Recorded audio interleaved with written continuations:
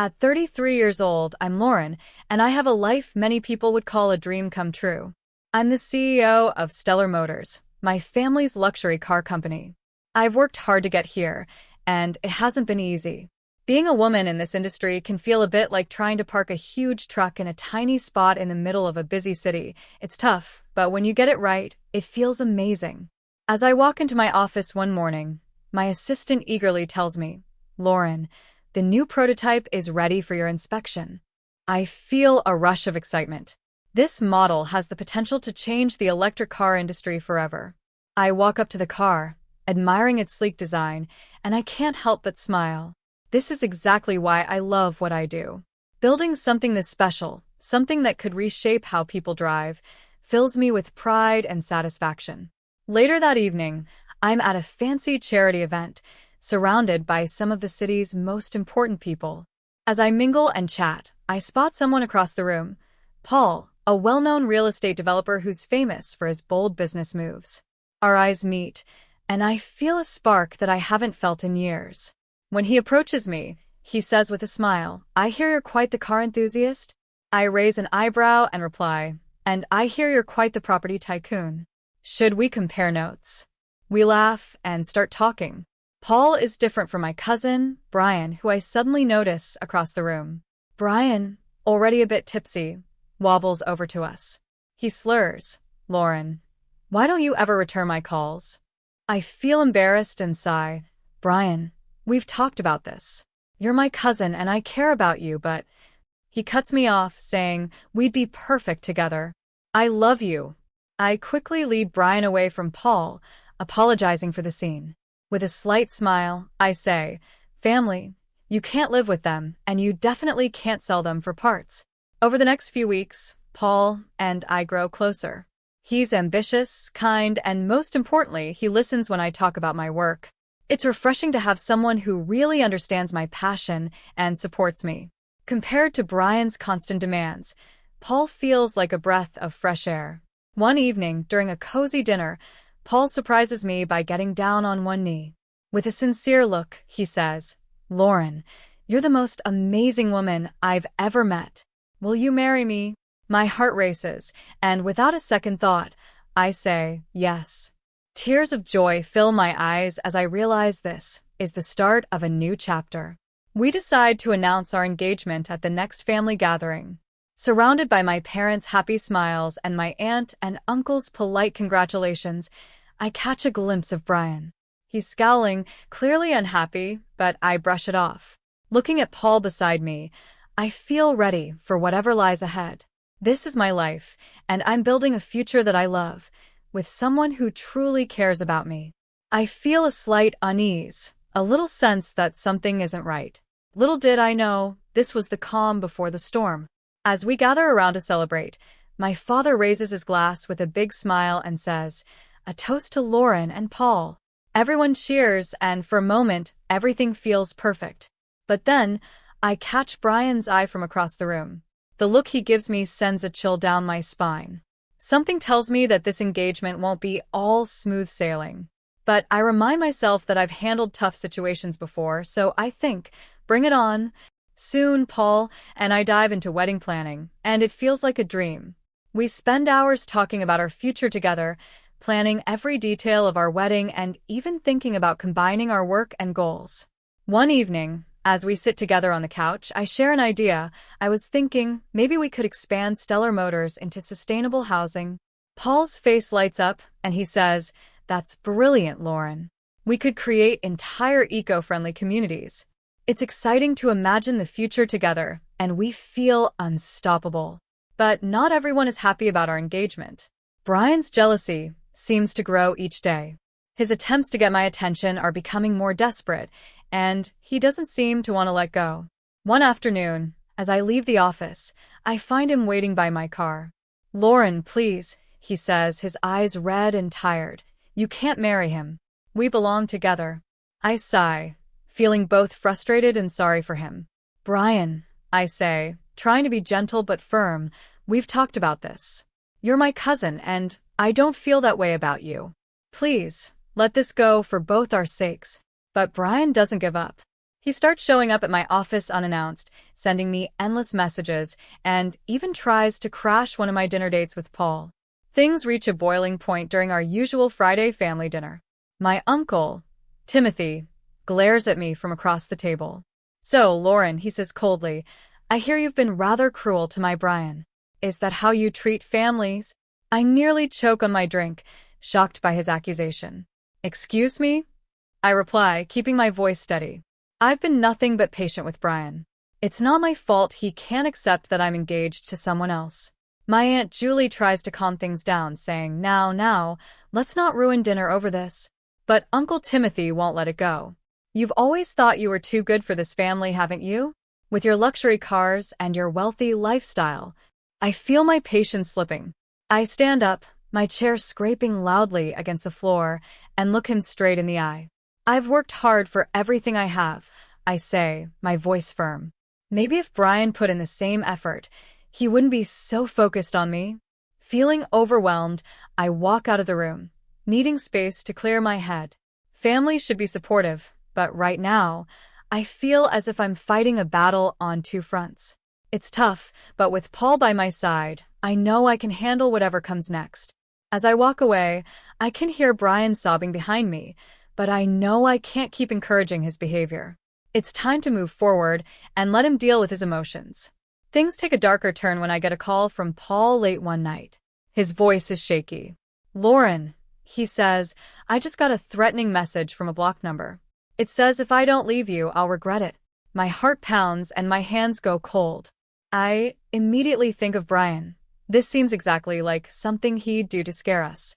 We both agree to increase our security and make sure we're safe, but I'm determined not to let Brian's actions ruin our happiness. Paul and I dive even deeper into our wedding plans, putting our hearts into every little detail. It's as if we're trying to prove to ourselves and the world that nothing can come between us. One evening, while we're tasting different wedding cakes, Paul reaches for my hand.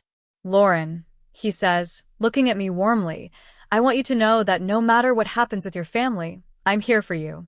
We're in this together." I squeeze his hand, feeling a wave of emotion and a few tears in my eyes. "I know," I say softly, "I just wish things were different. I never wanted all this drama." Paul chuckles, reaching out to wipe away a tear from my cheek. "Hey, if we can handle this, we can handle anything life throws at us, right?" I nod, feeling a renewed sense of strength and confidence. We're a team, and no family troubles can change that. As the wedding rehearsal approaches, I try to set my worries aside and focus on the excitement of marrying the man I love. But there's a nagging feeling deep down, like something isn't quite right. The night before the rehearsal, I stand on the balcony of our penthouse, looking out at the city lights. Paul comes up behind me, wrapping his arms around me gently. "A penny for your thoughts," he murmurs. I lean back against him and sigh. I just hope tomorrow goes smoothly. I can't shake this feeling that something is going to go wrong. He kisses the top of my head, whispering, "Whatever happens, we'll face it together. I promise." At that moment, I feel reassured, but little do we know, that promise will be tested much sooner than we expect. The day of the rehearsal finally arrives. I wake up with a mix of excitement and a hint of dread, hoping everything goes well. As I walk into the venue, I can feel a thick tension in the air. My mother comes up to me, giving me a warm hug and saying, "Lauren, darling, you look beautiful." I smile and thank her, trying to shake off my nerves. "Is everyone here?" I ask, glancing around. She hesitates for a moment before nodding. "Yes, including Brian and your Uncle Timothy. They are well, you'll see." Taking a deep breath, I make my way through the crowd, preparing myself to face whatever challenges the day brings. No matter what happens, I remind myself I have Paul by my side, and together, we can handle anything. I saw Brian sitting in the corner, holding a drink and glaring at Paul. Nearby, Uncle Timothy was angrily whispering to Aunt Julie, his face red with frustration. Suddenly, the wedding planner called out, "All right, everyone, let's get this rehearsal started." We all moved into our places, but I couldn't shake the uneasy feeling in my chest. It felt like something terrible was about to happen. As we were halfway through the rehearsal, Uncle Timothy suddenly stood up, looking unsteady. "I can't take this farce anymore," he shouted, pointing his finger directly at me. "You think you can just walk down that aisle like you're some kind of saint?" The entire room went silent, and I felt Paul tense up beside me. Trying to keep my voice calm, I asked, "Uncle Timothy, what are you talking about?" He stumbled toward me, his eyes wild with anger. "Don't pretend you're innocent. I know what you did. You've been blackmailing Julie, and the way you've treated my son, Brian, it's disgusting." I was speechless.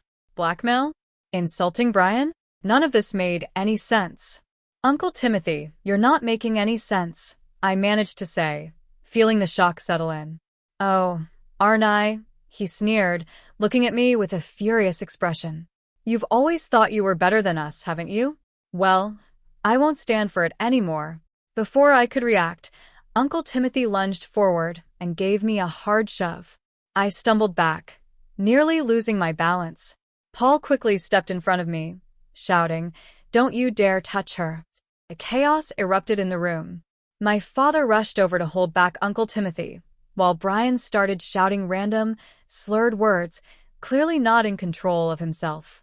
Aunt Julie burst into tears, and guests began murmuring and exchanging shocked glances. "Enough," my mother's voice cut through the noise. She stepped forward and said firmly, "Timothy, you need to leave now." Security quickly moved in, escorting Uncle Timothy out of the room, with Aunt Julie and a sulking Brian trailing behind him. I stood there, feeling a mix of anger and confusion. My hands were shaking, and my mind was racing. Paul wrapped his arm around me protectively. "Are you okay?" he asked, his voice gentle.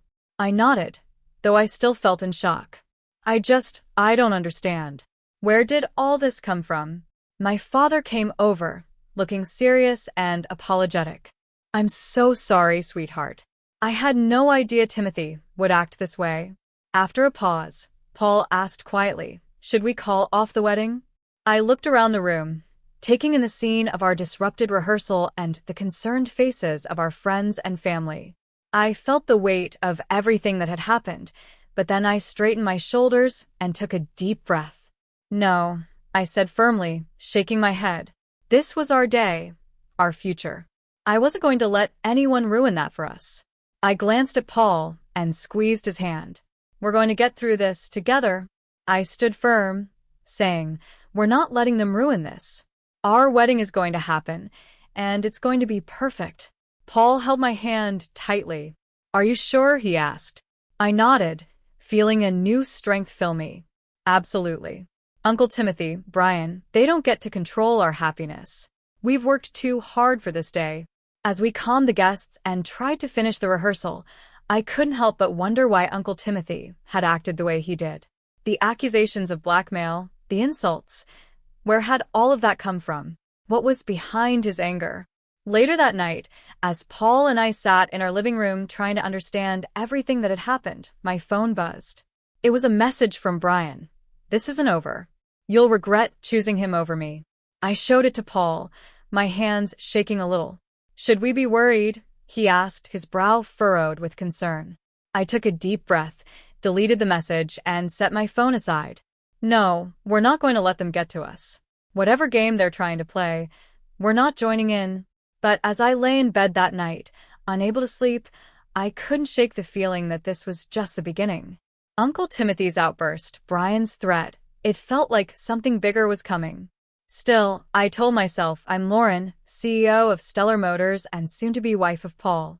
I've dealt with tough situations before. I can handle a little family drama, or at least I thought I could. The day I dreamed of finally arrived. The venue looked like a scene from a fairy tale, flowers everywhere, candles glowing, and our friends and family gathered to celebrate. As I walked down the aisle toward Paul, I felt like the luckiest woman in the world. When I reached him, he whispered, "You look stunning," and I couldn't help but smile, feeling all my worries melt away. The ceremony started, and for a beautiful, peaceful moment, everything was perfect. But just as we were about to say our vows, the door swung open with a loud bang. "Stop the wedding," Brian shouted as he stumbled into the room, clearly drunk. My heart sank. I'd hoped Brian wouldn't go this far. "Brian, please don't do this," I pleaded, trying to keep calm. But he didn't listen. He staggered forward, slurring his words, saying things about how we belonged together and how he wouldn't let me marry Paul. Guests looked around in shock, some whispering, others looking concerned. Paul stood beside me, trying to stay calm, but I could feel his frustration. My parents rushed to escort Brian out, but he fought back, causing more of a scene. As they finally managed to lead Brian out of the hall, I took a deep breath, steadying myself.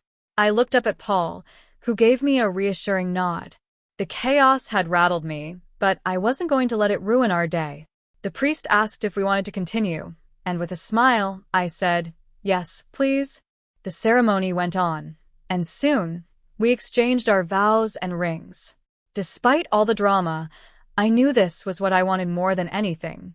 As we shared our first kiss as husband and wife, I felt a wave of relief and happiness wash over me. Brian's actions had shaken me, but they hadn't broken me.